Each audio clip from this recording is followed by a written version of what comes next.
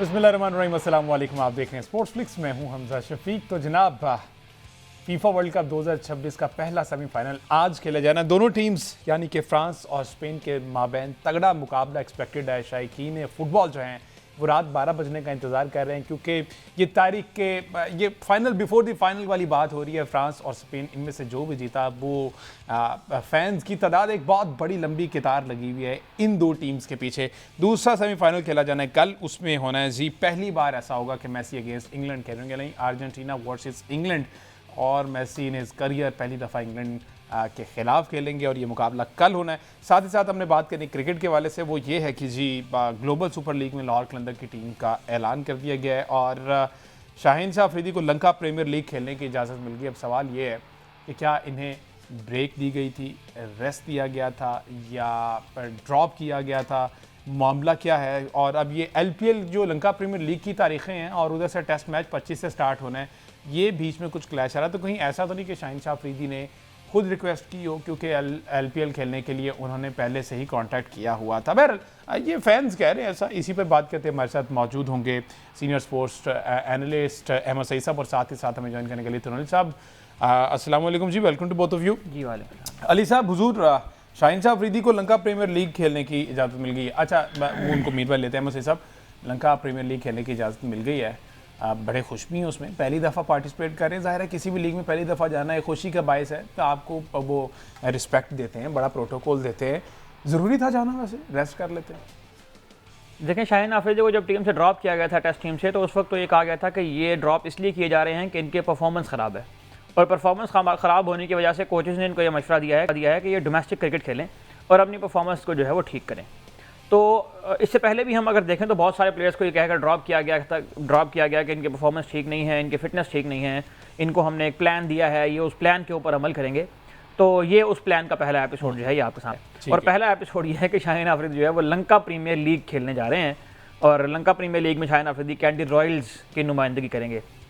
मसला आपकी टीम में ये था कि आपका जो प्रीमियम फास्ट बॉलर था उसको आपने टेस्ट टीम से ड्रॉप किया ना। टेस्ट टीम से ड्रॉप करने वाले प्लेयर को आप T20 खेलने के लिए भेजते हैं। पीसीबी ने एनओसी दिया ना। ये वही पीसीबी हैं जो रोज प्रेस कॉन्फ्रेंस, वो आकिब जावेद साहब प्रेस कॉन्फ्रेंस करते हैं और वो हर 6 महीने बाद कोई उनके पास नया प्लान आता है। तो मामला ये है कि मतलब ये सारे मामला देख के ना, कि एक तरफ आप कह रहे हैं कि हमने प्लेयर जो है वो निकाले हैं टीम से, उन्हें कहा है कि आप डोमेस्टिक खेलें, और फिर थोड़ा सी बात खबर आती है कि जी हम इनको एनओसी दे दिया है लीग खेलने का। तो ये सारी चीज़ें देखकर ये लगता है कि जैसे ये लोग चीज़ें ठीक करने में इंटरेस्टेड हैं ही नहीं। इनकी तरफ से क्रिकेट और क्रिकेटर जाए भाड़ में, सिर्फ पैसा आना चाहिए, जो कमर्शियल एस्पेक्ट है खेल का वो चलना चाहिए, और बाकी रिजल्ट जो है वो जब उसमें जाएंगे T20 वर्ल्ड कप खेलने, एशिया कप खेलने, तो उसमें आयरलैंड, जिम्बाब्वे, नमीबिया, इस किस्म की टीमों को हरा के हमारे किसान साहब प्रेस कॉन्फ्रेंस करेंगे और वो कहेंगे कि हमारी विनिंग परसेंटेज तो 75% थी। हाँ, मैच जो है ना वो फिर दरमियान में एक आगे इंग्लैंड से हार गए, एक इंडिया से हार गए, लेकिन हमारी विनिंग परसेंटेज जो है वो गिनवाते हैं ना। 21 मैच हमने खेले, उसमें से 15 जीते, वो 15 यूएस से जीते थे, अफगानिस्तान से जीते थे, आयरलैंड से जीते थे, जिम्बाब्वे से जीते थे, इस तरह की टीमों से वो मैच जीते हुए थे। तो आप भी इसमें खुश रहें, वो भी इसमें खुश हैं, वो आपको गिनवा रहे हैं, स्टैट्स भी गिनवा रहे हैं, नंबर भी गिनवा रहे हैं। आप लोगों को क्या फ़र्क पड़ेगा, शाहीन अफरीदी जहाँ मर्जी जाकर खेलता रहे। तो ये सारा मामला जो है ये इस वजह से हो रहा है कि पीसीबी ने जो एनओसी देने वाली बात की थी ना, उस मामले को भी उन्होंने दोबारा एम्बिगुअस छोड़ दिया। अब ये जो सेंट्रल कॉन्ट्रैक्ट इस दफ़ा आया था, इस सेंट्रल कॉन्ट्रैक्ट में ये बात हुई थी कि इस बात को भी हम तय करेंगे कि हमने किस बेस के ऊपर एनओसीज देने हैं। तो शाहीन अफरीदी ने कौन से 5 मैच खेल लिए हैं फर्स्ट क्लास के, जो आपने एनओसी दे दिया। आगे खेल लेंगे ना आगे। हाँ, अगर तो आपने ये वाला क्राइटेरिया रखना है तो फिर सारे बच्चों को इम्यूनिटी दें। फिर सिर्फ शाहीन अफरीदी और ये जो बड़े बड़े नाम है इनको ना फिर आप इस तरह से ये वाली प्रोटोकॉल देते फिर ना, फिर छोड़ देना। बच्चों से कहें भैया आपकी जब लीग आएगी आप वहां जाकर लीग खेलिएगा, जब दिल करे आप आकर डोमेस्टिक खेल लीजिएगा। बिल्कुल ठीक है, बिल्कुल ठीक है। अली साहब, ये देखें ना, इस तरह की बातें करते हैं, जाहिर है अभी पूरा साल पड़ा हुआ है, अभी तो ये जुलाई चल रहा है, आगे खेलने के 5 मैचेस ही है ना, इसमें क्या है। अच्छा, मैं इसमें एक बात ऐड कर दूं, सॉरी अली भाई का इसमें टाइम शुरू हो जाएगा, मैंने उनका टाइम ले लिया है। देखें, बात यह है कि शाहीन को सिर्फ इसलिए ड्रॉप नहीं किया गया कि परफॉर्मेंस खराब है। शाहीन का मसला उनकी फिटनेस भी है, और फिटनेस जब ठीक करनी होती है तो उसमें आपको रेस्ट चाहिए होता है, ब्रेक चाहिए होता है, रिकवरी का जो पीरियड होता है, उस पीरियड में वो जो पीक परफॉर्मेंस पैरामीटर बनता है ना प्लेयर्स का, उसका एक बहुत अहम हिस्सा ये होता है कि प्लेयर्स की जो साइकोलॉजिकल उनकी रीअसेसमेंट है वो नहीं है उसमें, वो आपके रेस्ट में होगी। अच्छा। तो आप लीगें खिलाएंगे तो रेस्ट कहां से देंगे आप? अली साहब ये ना बहुत ज्यादा बहुत पीछे चल रहे हैं, इनको बताएं, आप तो चूंकि इस्लामाबाद में हैं, इनको बताएं कि उन्होंने इस्लामाबाद वाला जो घर बनाया कितना आलीशान घर है, अब उसके खर्चे कौन पूरे करेगा? अगर लीगें नहीं खेलेंगे तो वो कैसे इस तरह के बनेंगे? समझाए जरा अहमद सईद साहब को। ये अहमद सईद साहब को पता नहीं, शायद उनसे मसला है, वो उनको कमाते हुए देखना नहीं चाह रहे, पैसे नहीं कमाते हुए देखना चाह रहे। अहमद सईद साहब, मैं आपको बताऊं कि वो अगर उनको ड्रॉप किया गया है अनफिट होने की वजह से, तो इसका ये मतलब तो नहीं है कि वो पैसे कमाना छोड़ दें, या वो ये थोड़ी कह रहे हैं। वो तो इस वजह से ड्रॉप हुए हैं ये कि यार यहाँ पे अभी टेस्ट आ रहा है, वहां पे जोर लगाना पड़ेगा। तो जैसे कि हमने लास्ट टाइम डिस्कस भी किया था, टेस्ट तो किसी की प्रायोरिटी नहीं है, यहाँ तो पैसे कमाना प्रायोरिटी है ना। तो एक बंदा अगर 17 लाख रुपए ले पूरे टेस्ट 5 दिन जोर लगा के, तो उससे बेहतर नहीं है कि वो जाके लंका प्रीमियर लीग खेल के उससे ज्यादा पैसे कमा ले। तो भाई वो खर्चे भी हैं उनके बच्चे हैं, उनकी फैमिली है, तो खुदा का खौफ करें कोई। उन्होंने सर मैं इससे बेहतर फार्मूला देता हूँ अली भाई, मैं इससे बेहतर फार्मूला देता हूँ। इससे बेहतर फार्मूला ये है कि उन्हें कहें पाकिस्तान से नहीं रिटायरमेंट, और अपने आप को फ्रीलांस क्रिकेटर के तौर पर मार्केट में प्रेजेंट करें और 7 साल लीगें खेलें, फिर जाग कमाए ना पैसे। मामला हमें उनके पैसा कमाने से नहीं है, हमें मामला इस बात से है कि ये पाकिस्तान की जर्सियां पहनते हैं, पाकिस्तान की शर्टें ये लोग पहनते हैं, और जब पाकिस्तान को रिप्रेजेंट करते हैं इंटरनेशनल लेवल के ऊपर, तो वहां पर मैं कहना नहीं चाह रहा, अब वो जो जाहिर है कि हमारी टीम की परफॉर्मेंसेस इस तरह की हैं कि हम कोई बात है नहीं ना। आप जब जर्सियां पहने पाकिस्तान की और रिजल्ट आप ये लेकर आए कि आपको आयरलैंड भी हरा रही है, आपको जिम्बाब्वे भी हरा रही है, तो फिर आप कहेंगे जी हमने लीगें भी खेलनी है, तो भाई रिटायरमेंट लो, पाकिस्तान की जान छोड़ो, हमें नए लड़कों को आने दो, वो शर्टें पहन लेंगे पाकिस्तान की। जी अली साहब, आप पाकिस्तान क्या कह रहे हैं कि शाहीन शाह अफरीदी लाहौर क्लजर्स के लिए नहीं खेल रहे, तो वो क्या पाकिस्तान के लिए खेलेंगे? वो तो सिर्फ अपनी प्रायोरिटी देख रहे हैं ना। हाँ, तो मामला यही है कि यहाँ किसी की प्रायोरिटी पाकिस्तान नहीं है ना पाकिस्तान क्रिकेट है। मैं आपको एक मजे की बात सुनाता हूँ। जी जी अली साहब कंटिन्यू करें।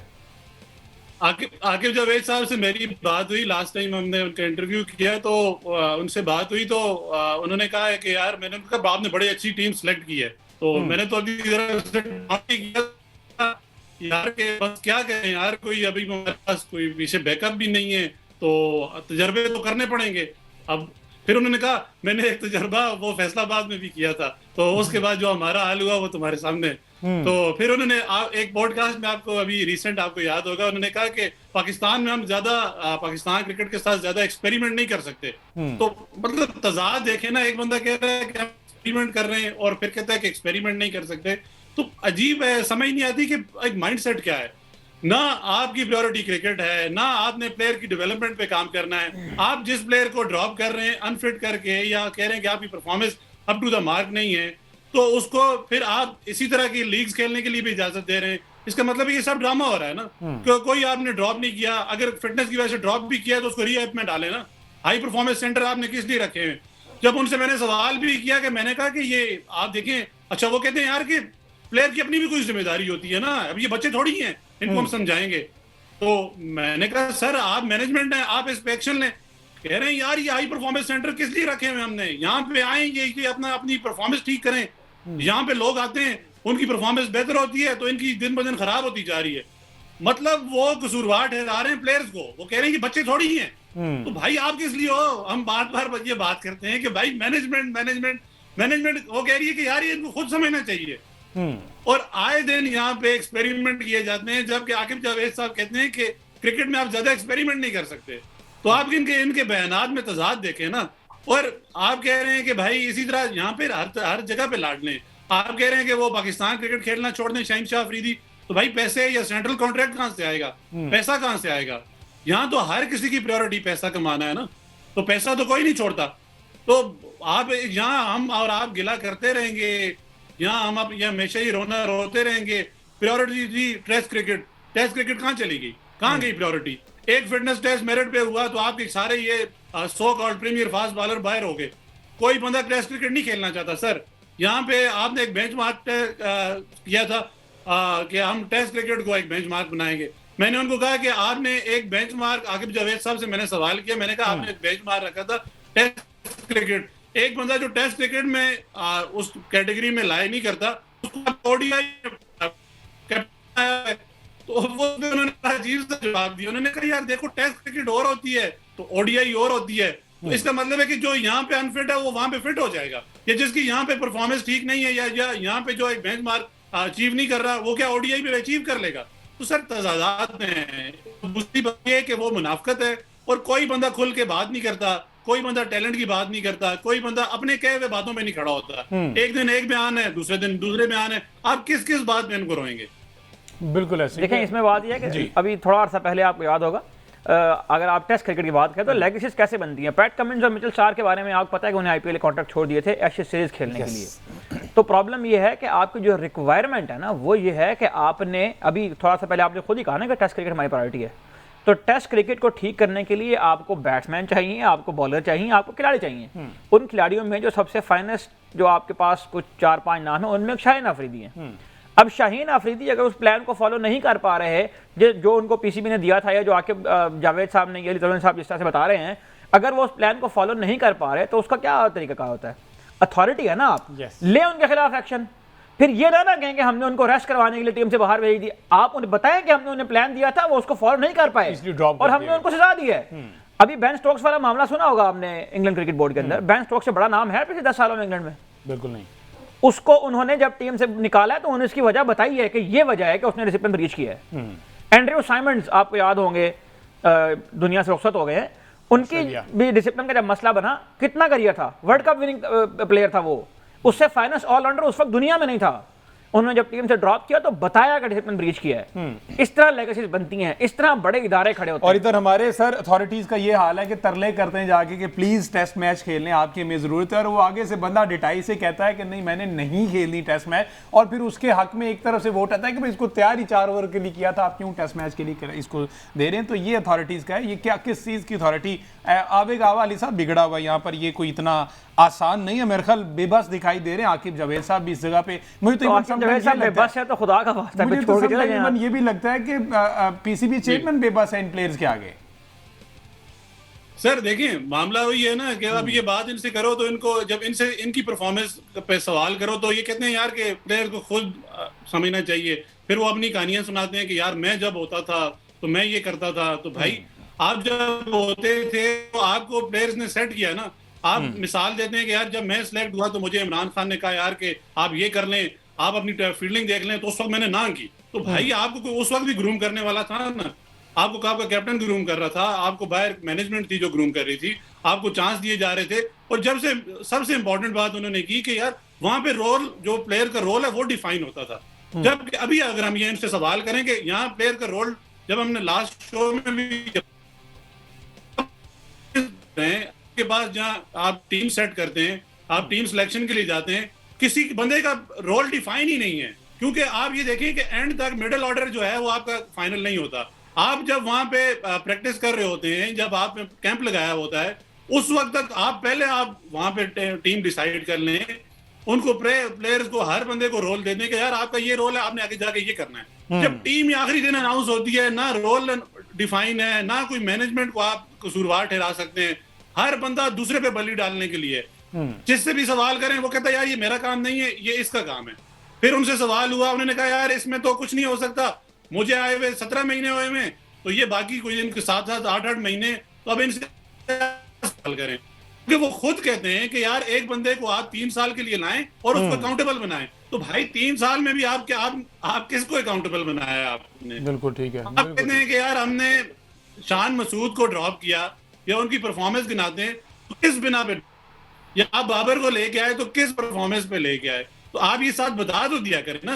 आप यहाँ पे बैठे हुए, मैनेजमेंट का काम होता है कि हर बंदे की परफॉर्मेंस को जज करना। आप डायरेक्टर हाई परफॉर्मेंस सेंटर हैं, आप अपने हाई परफॉर्मेंस सेंटर के सेशंस बता दें, आपने कितने सेशंस किए, आप वहां बता दें किस प्लेयर में क्या लूप होल था, क्या वीकनेसेस थी, हमने इस पे काम किया, आपने वो भी नहीं बताया। किसी प्लेयर को आपने कहा जी हमने ये परफॉर्मेंस रखा, हमने ये फिटनेस रखी, और उसके बाद हमने एक टेस्ट क्रिकेट को मेयार बनाया, वो भी आपने नहीं बनाया। वो भी आपने जिन प्लेयर्स को ड्रॉप किया उसको कहा कि हमने रेस्ट दे दिया। आप में इतनी हाई मॉरल ग्राउंड नहीं है कि आप जिस बंदे को ड्रॉप कर रहे हैं वो आप ये कह दें कि हमने इसको परफॉर्मेंस की बेस पर ड्रॉप किया है। तो ये तो हाल है कि आप फिर वहां माइक हैसन जैसा हीरा मिला है हमें, जो अपनी परफॉर्मेंस गिनाता है कि यार हमें जो परफॉर्मेंस मिली थी, जब हमें टीम मिली थी, हम 30% थे, हम अब इसको 75% पे ले आए। बिल्कुल पता नहीं ठीक वो किस साथे में ये परफॉर्मेंस डाल के वो ये बंदा कह रहा है, मतलब एक आप देखें ना, खुद साख्ता एक बंदा अपने आप को पता नहीं क्या तोप सिंह समझ रहा है, यार मैंने बहुत अपनी चीजें सेट कर ली हैं, जबकि आप यहाँ रैंकिंग में देखें सबसे एंड पे हम टेस्ट रैंकिंग में खड़े हैं। और बात वो जैसे आप कर भी रहे थे, हालत ये है कि जब हम मेगा इवेंट में जाते हैं तो बड़ी टीमों से हार जाते हैं तो फिर परफॉर्मेंस गिनाई जाती है कि यार हमारा 75% बिल्कुल ठीक है अली साहब, पता नहीं वो किस बेस पे था। तो हर दफ़ा मैं तो यही कहता हूँ कि आवे का आवा ही बिगड़ा हुआ है। बहुत शुक्रिया कीमती वक्त का। मुझे एक ब्रेक लेना है, ब्रेक से वापस आते हैं तो फीफा वर्ल्ड कप 2026 के पहले सेमीफाइनल की बात करेंगे। Stay with us. Welcome back जी। अब बात करेंगे फीफा वर्ल्ड कप 2026 के हवाले से, तो जिसका पहला सेमीफाइनल आज फ्रांस वर्सेस स्पेन, यानी कि अगर हम जैसे सीजनल फैंस की बात करें तो किलियान एम्बापे वर्सेस स्पेन के साहब मशहूर जो फुटबॉलर हैं लामीन जमाल, उनकी आज बात होने वाली है। तो रात 12 बजे का टाइम है, डल्ला स्टेडियम है। बाकी ओवर टू यू। देखें, इस सेमीफाइनल के बारे में हमने कल बात की थी कि ये फाइनल बिफोर फाइनल इस मैच को कहा जा रहा है, और ये दो वो टीमें हैं जो वर्ल्ड कप के फेवरेट हैं। ये दो वो टीमें हैं जिनके बहुत तवील राइवलरी है। ये दो वो टीमें हैं जो दुनिया के, अगर हम टॉप 5 लीग्स की बात करें तो उनमें से 2 लीग इनके पास हैं, एक फ्रेंच लीग, एक स्पेनिश लीग जहन में आए तो रियल मैड्रिड और बार्सिलोना का नाम जहन में आता है। और इस वक्त जो रेनिंग चैम्पियंस लीग जिनके पास ट्रॉफी है, PSG, उनका ताल्लुक जो है फ्रांस से है। तो मुझे बहुत ज़्यादा इसके बारे में बात करने की ज़रूरत नहीं है कि फ्रांस और स्पेन के मैच का क्या मतलब है, लेकिन जो लोग जिस तरह से पाकिस्तान में बहुत सारे लोग ऐसे हैं जो वर्ल्ड कप में सिर्फ फुटबॉल देखते हैं, उनकी मालूमात में इजाफे के लिए मैं बताऊं तो ये 2 कंट्रीज़ ऐसी हैं जो आप यूँ समझ लें कि अगर फुटबॉल की 5-7 बड़ी टीमों के नाम अगर लिए जाएं तो स्पेन और फ्रांस के बगैर ये मुकम्मल नहीं होंगे। वर्ल्ड कप की हिस्ट्री में पहली बार ऐसा हो रहा है कि टॉप 4 टीम्स जो रैंकिंग में हैं वही चारों टीमें जो है वो सेमीफाइनल में भी पहुंची हैं। फ्रांस और स्पेन, इनकी राइवलरी का आगाज़ जो है वो 1922 में होता है। 30 अप्रैल 1922 में इनका पहला मैच खेला गया। इसमें स्पेन की टीम ने 4-0 से शिकस्त दी फ्रांस की टीम को। और इनका जो आखिरी मैच था वो 2025 में खेला गया, जिसमें नेशंस लीग के फाइनल में स्पेन की टीम ने जो है वो फ्रांस की टीम को 5-4 से शिकस्त दी। अगर हम थ्रू आउट द ईयर इसको देखें तो अब तक 38 मैचेस ये दोनों टीमें आपस में खेल चुकी हैं। फ्रांस की टीम 13 बार जीती है, जबकि स्पेन की टीम 18 मरतबा कामयाब हुई है। 7 मैचेस ऐसे हैं जो ड्रॉ पर ख़त्म हुए हैं। लेकिन इसमें एक इंपॉर्टेंट बात यह है कि अगर हम इनकी कंपेटिटिव हिस्ट्री देखें, यानी फ्रेंडली मैचेस को निकाल दें और यूरो कप और वर्ल्ड कप जैसे जो कंपेटिटिव इवेंट्स हैं, नेशन लीग जैसे जो इवेंट्स हैं, उनके अगर हम देखें तो वहाँ पर हमें फ्रांस की टीम थोड़ी बेहतर मालूम होती है। फ्रांस की टीम ने 6 मैच जीते हैं, स्पेन की टीम ने 4 मैच जीते हैं कंपेटिटिव मैचेस की अगर बात करें। उसके अलावा 2 फाइनल ऐसे हैं जो स्पेन की टीम फ्रांस से हारी हुई है। 1984 के यूरो कप का फाइनल, जिसमें 2-0 से कामयाबी हासिल की थी फ्रांस की टीम ने, जिसमें मिशेल प्लेटिनी जो उनके मशहूर स्ट्राइकर हैं उन्हें गोल स्कोर किया था। उसके बाद 2021 का जो नेशन लीग का फाइनल हुआ था उसमें भी फ्रांस की टीम ने स्पेन को 2-1 से हराया, जबकि नेशन लीग का 2025 का जो फाइनल था उसमें स्पेन ने 5-4 से कामयाबी हासिल की थी। अगर हम थ्रू आउट द ईयर आए तो हम ये देखते हैं कि जब यूरोप के अंदर वर्ल्ड वॉर 1 और वर्ल्ड वॉर 2 हो रही थी तो इस दौरान जो है उन नेशंस के अंदर ये भी अर्थ पैदा हुई कि हमें अपने आप को रिबिल्ड करना है, और रिबिल्ड करने के लिए जो बहुत सारे टूल्स हैं उनमें स्पोर्ट्स ज़ाहिर है कि एक बहुत अहम एक्टिविटी थी। इसी दौरान हम देखते हैं कि ये सारे जो मेगा इवेंट्स हैं बहुत सारे स्पोर्ट्स के, ये डेवलप होना शुरू हुए। तो फ्रांस इस सिलसिले में लकी रहा कि उन्हें 1938 के वर्ल्ड कप के होस्टिंग राइट्स भी मिले। तो बहुत 1930 में पहला वर्ल्ड कप हुआ, 38 में ही उनको जो है वर्ल्ड कप मिल गया, तो इसके साथ साथ उनके अंदर जो है फुटबॉल डेवलप होना शुरू हो गई। लेकिन 1984 तक के हम अगर मैचेस को देखते हैं तो वो 1 साइडेड स्पेन की टीम में नजर आते हैं। स्पेन कभी 4 गोल मारता है, कभी 8 गोल मारता है। जो लार्जेस्ट विक्ट्री मार्जिन है इन दोनों के अगेंस्ट वो भी स्पेन ने 8-1 से 1929 में शिकस्त दी थी फ्रांस को। तो 1984 के यूरो कप के बाद से हम देखते हैं कि फ्रांस ने जो रिवाइवल किया अपने फुटबॉल का और यूथ लेवल के ऊपर जो उन्हें चीज़ें बिल्ड करना शुरू की, और जो डायस्पोरा उनका पूरे यूरोप में था उसको उन्होंने लाकर जो है वो अपनी लीग की वजह से, जो उनके लीग में प्लेयर खेलते थे अफ्रीका से जो प्लेयर आते थे खास तौर पर, उनको उन्होंने अपनी टीम के अंदर खिलाना शुरू किया। तो फिर हम देखते हैं कि फ्रांस की टीम हमें वर्ल्ड लेवल के ऊपर बेहतर होती हुई नजर आई। और फिर फ्रांस ने 1998 में पहला वर्ल्ड कप जीता, 2018 में दूसरा वर्ल्ड कप जीता, अब 2026 में फ्रांस की टीम जो है वो एक बार फिर सेमीफाइनल में पहुंच गई है। जबकि स्पेन की टीम 2010 का वर्ल्ड कप जीती, उसके बाद स्पेन की टीम अपनी हिस्ट्री में दूसरी बार आज सेमीफाइनल खेलेगी वर्ल्ड कप का, जबकि फ्रांस जो है वो 8वीं मरतबा ये सेमीफाइनल खेल रहा है। और फ्रांस जर्मनी और ब्राज़ील के बाद तीसरी टीम बन गया है जो कंसेक्यूटिव तीसरा सेमीफाइनल खेल रहा है। फीफा वर्ल्ड कप का। तो ये राइवलरी हिटेड राइवलरी भी है, इसमें बहुत सारे प्लेयर ऐसे हैं जो दोनों लीग में खेलते हैं। अगर मैं बात करूं तो बहुत सारे फ्रेंच प्लेयर ऐसे हैं जो रियल मैड्रिड और बार्सिलोना में खेल चुके हैं, उनमें से कुछ प्लेयर अभी भी इनकी टीम का हिस्सा हैं, जिस तरह से शुआमेनी है जो रियल मैड्रिड में खेलते हैं, एम्बापे खुद जो है वो रियल मैड्रिड में खेलते हैं जो स्पेन का क्लब है, उस्मान डेम्बेले जो है वो बार्सिलोना में खेल चुके हैं जो कि स्पेन का क्लब है, लेफ्ट बैक हर्नांडेज, इनफैक्ट ये दो भाई हैं लूकास हर्नांडेज और थियो हर्नांडेज, ये दोनों ही स्पेन में पैदा भी हुए हैं और वहाँ पर उन्होंने अपनी फुटबॉल भी खेली है।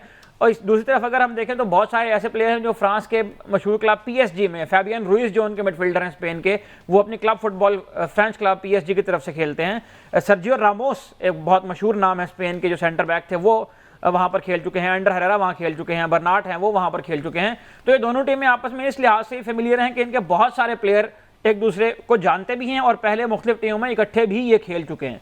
तो ये नेबरिंग कंट्रीज भी हैं, एक दूसरे को बहुत ज़्यादा जानती भी हैं, फुटबॉल के पावर हाउस हैं। मेरा ख्याल है कि ये जो आज मैच होने जा रहा है डेलस में, जिसमें 1 लाख से ज़ायद कैपेसिटी है ख़वातीन जो शायकीन हैं उनको अपने अंदर समोने की, तो ये मैच मुझे लगता है कि एक हाई स्कोरिंग मैच होने जा रहा है। ऐसा नहीं होगा कि ये मैच 0-0 या 1-1 से आपको ड्रॉ होता हुआ नजर आए, क्योंकि दोनों टीमों के अगर हम देखें तो खासतौर पर फ्रांस को देखें तो उन्हें अब तक 16 गोल स्कोर किए हैं इस पूरे वर्ल्ड कप में, और उनमें से 8 गोल जो हैं वो किलियन एम्बापे स्कोर कर चुके हैं, 8 गोल किए हैं, 3 असिस्ट किए हैं।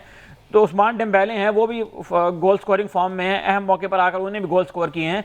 और अगर हम ऑन पेपर देखें तो ये मुकाबला जो है वो इस वर्ल्ड कप की बेस्ट अटैकिंग टीम वर्सेस इस वर्ल्ड कप की बेस्ट डिफेंसिव टीम भी हो रहा है। स्पेन ने इस पूरे वर्ल्ड कप में अब तक सिर्फ 1 गोल कंसीड किया है, उससे पहले 629 मिनट्स तक, पिछले वर्ल्ड कप और इस वर्ल्ड कप के अगर हम मिनट्स मिलाएं तो 629 मिनट्स तक स्पेन ने ओपन प्ले के ऊपर कोई भी गोल कंसीड नहीं किया था। जो बेल्जियम के डी कटलारा ने गोल किया था वो 7 मैचेस के बाद पहला गोल स्पेन के खिलाफ जो है वो स्कोर किया गया था। लेकिन स्पेन का हमें मसला नजर आता है कि अगर स्पेन की टीम को बड़ी टीमों के खिलाफ 1 से ज़ायद गोल करना पड़े तो वो कहीं ना कहीं उसमें हमें कामयाब होते हुए नजर नहीं आते। बेल्जियम के मैच में वो लकी रहे कि उनके गोलकीपर ने मिस्टेक कर दी, वहां से उनको गोल स्कोर उनका हो गया, और पोर्चुगल के खिलाफ मैच में उन्हें 1-0 से कामयाबी हासिल की थी। ये दोनों गोल जो है मिकाएल मरीनो ने स्कोर किए हैं, जो पहले प्लेयर बने हैं जिन्होंने वर्ल्ड कप नॉकआउट्स में एज सब्स्टिट्यूट आकर 2 मैचेस के अंदर जो है वो गोल स्कोर कर दिए हैं।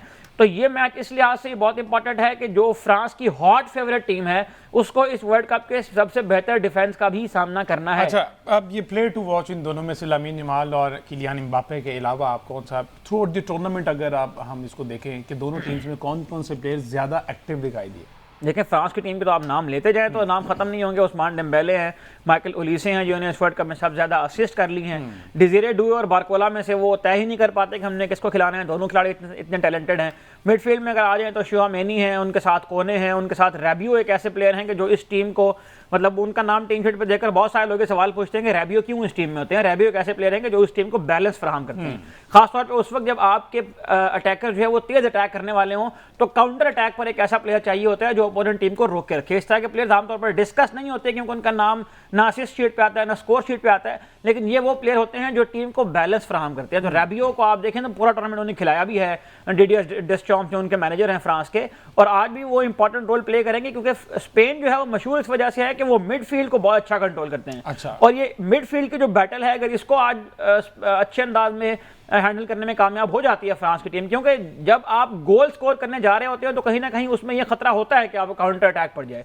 तो जितने आप अटैक्स कर पड़ेंगे उतने ही आप काउंटर अटैक पर वल्नरेबल भी होते हैं। स्पेन की टीम का ये वाला जो फेज है बॉल रिकवरी करने का और उस बॉल को अपने कंट्रोल में रखने का, उसमें रॉड्री हैं, पेड्री हैं, डैनी ओल्मो हैं, ये उनको वो वाला बैलेंस जरूर फराहम करते हैं। और मैं ये समझता हूँ कि ये वो मिडफील्ड ट्रायो है जिसकी वजह से उनका जो डिफेंस है वो महफूज रहता है, वरना उनका जो डिफेंस इस वर्ल्ड कप में आया है कुबारसी और लापोर्ट, उनके पास बहुत ज्यादा एक्सपीरियंस नहीं है, लेकिन जो उनके सामने मिडफील्ड खेल रही है वो इतनी कॉम्पैक्ट है, वो इतनी शानदार है कि वो डिफेंस के ऊपर प्रेशर आने ही नहीं देती। तो मेरा ये ख्याल है कि आज रैबियो एक ऐसे प्लेयर हैं कि जो बहुत ज्यादा डिस्कस नहीं हुए इस वर्ल्ड कप में, लेकिन उनका रोल बहुत ज्यादा इंपॉर्टेंट होगा। अगर डेम्बेले, ओलिसे और एम्बापे को परफॉर्म करना है तो एड्रियान रैबियो को भी आज के मैच में परफॉर्म करना है। अच्छा, अब दोनों टीम में से ज्यादा who is the most attacking, like France ज्यादा अटैकिंग हो जाती है या फिर देखिए नंबर तो ये बता रहे हैं कि फ्रांस की टीम जो है वो बहुत ज्यादा अटैक करती है क्योंकि उनके पास अटैकिंग कैपेबिलिटी है ना। उनके ये 4 प्लेयर तो खेल रहे हैं, उनके डिफेंस के ऊपर इस तरह के प्लेयर बैठे हुए हैं जिन्हें रायन चर्की हैं, जायर एमरे हैं, जो क्लब में पूरा सीजन खेल कर आए हैं। ना सिर्फ ये कि सीजन खेले हैं बल्कि कामयाब सीजन खेले हैं। उन प्लेयर्स की अभी बारी ही नहीं आ रही है यहाँ पे इस टीम के अंदर। इस टीम के अंदर इतना यानी लिलिया वो जो थुरैम है वो भी बाहर बैठे हुए हैं, इन प्लेयर्स की बारी ही नहीं आ रही है, अभी इतना डेप्थ है स्क्वाड के अंदर। दूसरी जानिब अगर हम देखें तो स्पेन की टीम जो उनका अगर हम सफ़र देखें, कैप वर्डे से उनका मैच ड्रॉ हुआ, सऊदी अरेबिया के खिलाफ उन्होंने 4 गोल स्कोर किए, फिर यूरोगे के खिलाफ उन्होंने 1 गोल स्कोर किया, फिर ऑस्ट्रिया के खिलाफ 3 गोल स्कोर किए, पोर्टुगल को 1-0 से हराया, बेल्जियम को 2-1 से हराया। कहीं ना कहीं इनमें गोल स्कोरिंग की कैपेबिलिटी फ्रांस से कम है, लेकिन इनका जो मैच कंट्रोल करने की सलाहियत है वो बहुत ज़्यादा है। स्पेन की टीम की एक खसूसियत का तज़किरा मैं ज़रूर करूंगा, और वो ये है कि उनका जो थिंक टैंक है जो इनके साथ काम कर रहा है। यूरो कप और वर्ल्ड कप के जो 13 मैचेस हैं नॉकआउट में, इन्हें अब तक जो इनके कोच हैं लाफोंटे जो इन्हें खिलाए, उनमें से कोई मैच ये नहीं आ रहे हैं। तो नॉकआउट को हैंडल करने का एक्सपीरियंस इनके पास है, मैच मैनेजमेंट का एक्सपीरियंस इनके पास है, और सबसे बड़ी बात यह है कि जो सब्स्टिट्यूट्स ये भेजते हैं वो एट द राइट टाइम आकर क्लिक भी कर जाते हैं। जिस तरह से फेरान टोरेस के ऊपर बहुत क्रिटिसिज्म हुआ पहले मैच के बाद, बहुत चांस उन्होंने मिस किए, उन्होंने ओयारज़ाबाल की जगह पर उनको स्टार्ट करवा दिया था, लेकिन फेरान टोरेस गोल स्कोर करने में कामयाब नहीं हुए थे। लेकिन जो लास्ट मैच हमने देखा है बेल्जियम वाला और पोर्चुगल वाला, उसमें वो सब्सिट्यूट होकर आते हैं और इतना इम्पैक्ट क्रिएट करते हैं आखिरी 20 मिनट में, जिसकी वजह से उनको पीएसजी ने खरीदना भी, मतलब उसके रूमर्स भी आ रहे हैं कि पीएसजी उनको खरीद भी रहा है फेरान टोरेस को। तो उनकी जो सब्सिट्यूट्स होती हैं डिला फॉन्टे की, वो ऑन पॉइंट होती हैं और वो उस दिन आकर परफॉर्म भी कर जाते हैं वो प्लेयर क्लच मोमेंट्स के अंदर। तो मैं ये समझता हूं कि प्रेशर हैंडलिंग की बात है, बड़े मैचेस के अंदर हमेशा ये होता है। और लमीन यमाल की अगर आप बात कर रहे हैं तो मुझे माजरत के साथ ये कहने दीजिए कि लमीन यमाल के इस वर्ल्ड कप में वो कारकर्दगी नहीं रही जो उनसे एक्सपेक्ट की जा रही थी। अब तक सिर्फ 1 गोल वो करने में कामयाब हुए हैं। मैं ये समझता हूं कि आज का ये मैच ये इस हवाले से उनके लिए बहुत इंपॉर्टेंट है कि लमीन यमाल को अगर ये प्रूव करना है कि वो बड़े players, Lionel Messi, Kylian Mbappe, Erling Haaland, इस कैटेगरी के अगर वो प्लेयर हैं तो उनको आज के मैच में परफॉर्म करना पड़ेगा। और इससे पहले वो कर भी चुके हैं। जो सेमीफाइनल हुआ था यूरो कप का, उसमें फ्रांस के खिलाफ ही उन्होंने आकर एक बहुत शानदार गोल स्कोर किया था। तो स्पेन की टीम ये एक्सपेक्ट करेगी कि लमीन आज कुछ करे, और फ्रांस की टीम ये एक्सपेक्ट करेगी कि गोल जब वो अटैक कर रही है उनकी टीम, तो काउंटर अटैक के ऊपर उनको वो बैलेंस उनकी मिडफील्ड फराहम करे। Who's your team, फ्रांस और Spain? I would say France. लो जी, स्पेन जीतने जा रहा है। रात 12 बजे आप ये मैच देखें। कल के शो में इसको फर्दर हम डिस्कस करेंगे। पहला सेमीफाइनल और उसके बाद फिर दूसरा अर्जेंटीना और इंग्लैंड का कल के शो में डिस्कस करेंगे। मुझे इजाज़त, अल्लाह हाफिज़।